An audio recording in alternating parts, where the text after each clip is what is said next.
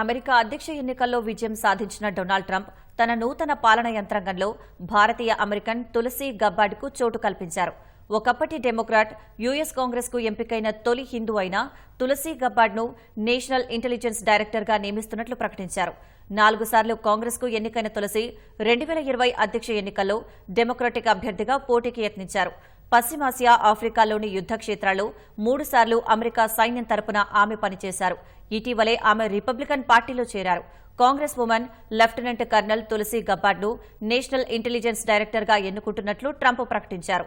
2 దశాబ్దాలుగా దేశం కోసం, అమెరికన్ల స్వాతంత్ర్యం కోసం తులసి పనిచేసినట్లు ట్రంప్ తెలిపారు. నిఘా యంత్రాంగాన్ని నిర్భయంగా తీర్చిదిద్ది రాజ్యాంగ హక్కులను పరిరక్షిస్తూ తన బలమైన వ్యక్తిత్వంతో ఆమె శాంతిని తీసుకొస్తారని ట్రంప్ ఆకాంక్షించారు. తులసి మనందరినీ గర్వపడేలా చేస్తుందని పేర్కొన్నారు. ఇదే సమయంలో విదేశాంగ మంత్రిగా సెనేటర్ మార్కో రూబియోను ట్రంప్ ఎంపిక చేశారు.